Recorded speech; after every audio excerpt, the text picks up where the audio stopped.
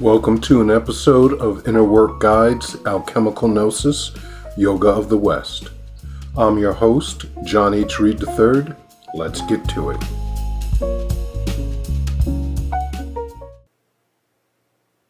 Not Broken, Part 3. The personality you have developed to survive has no more basis in reality than do images projected onto a movie screen. Yet we all think they are us. Our accepted notions of ourselves, the mask or persona we all wear, are made up of projections we use to gain acceptance in the outer world. Our true inner self is waiting to be discovered, or better put, to be realized. Having commenced our inner journey, one of the first things people want to do is take sword, axe, or hammer to the head of the first thing they see as a monster in our personality. After all, these items need to be destroyed, right? Well, not so fast, Ulysses and Minerva. If there is one thing that our nervous system is good at, it is protecting us. What, you might say? The nervous system protects us? Well, yes.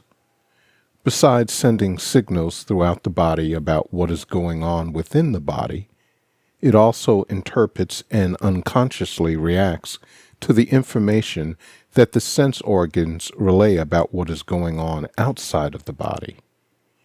When reactions are perpetuated many times over, the nervous system becomes programmed to respond without the necessity of input from the conscious mind. In matters of life or death, the nervous system knows that it cannot always reliably wait for the conscious mind's reaction. Let me illustrate. In the days when we were still hunting and gathering for our sustenance, there were certain reactions which needed to be initiated without the intervention of the conscious mind. Should we run when we see a tiger? If the nervous system waited for the conscious mind to intervene when it saw what it thought was the outline of a tiger in the bush, and then waited for it to decide if the tiger was approaching, and then waited for the command to run, well, that individual would have been lunch by the time the conscious mind had made its decision, for the tiger can cover 30 to 40 feet in a single bound.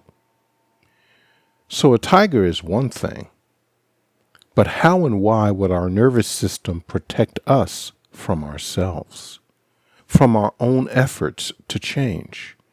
And besides, personality change isn't a matter of life and death, is it? Well, dear traveler, this vigilance of the nervous system extends to protecting the original innocence within all of us. That innocence and uniqueness is indeed just as crucial to our life as our life itself, for contained within the core of that innocence is our integral self. It is our connection to the One, the fount of our existence, and gazing into its mirror, we see all those quirks and supposed anomalies of behavior that make and shape the art within us, allowing us to express our life purpose in a unique way.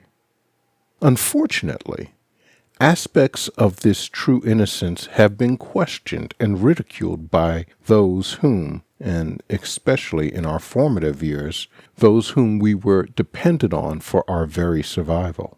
Whether through deliberate intent or through uninformed ignorance, our parents, siblings, other family members, teachers, and society all contributed to this reprogramming, sometimes subtly, and other times perhaps abusively.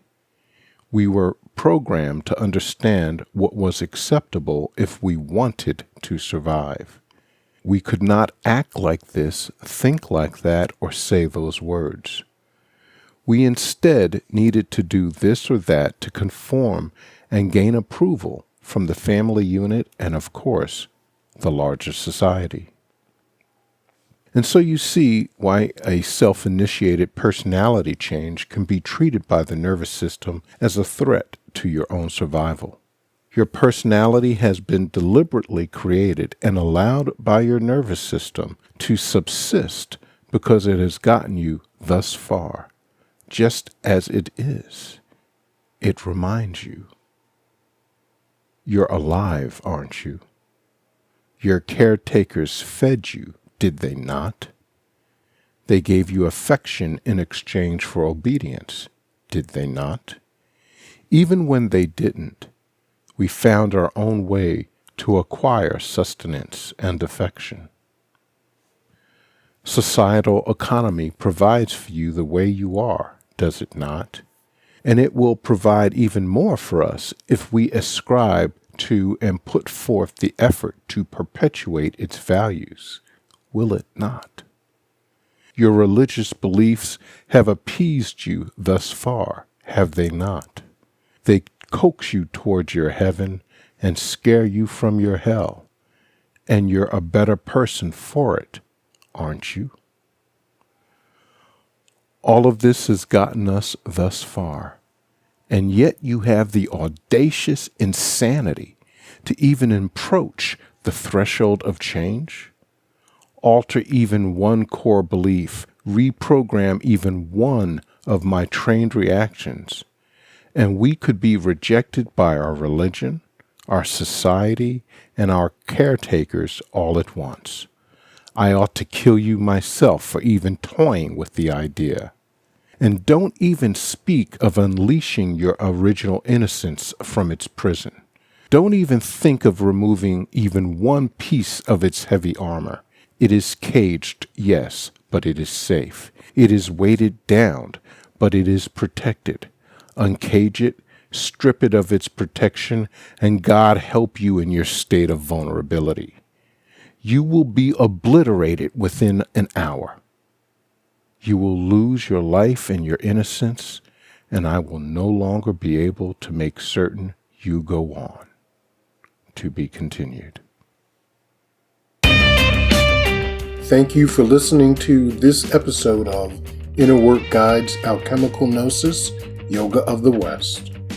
Don't forget to follow or subscribe. Visit our website at www.innergarden.org. For more information about Hermetic training in practical laboratory alchemy or inner work, write to info@innergarden.org.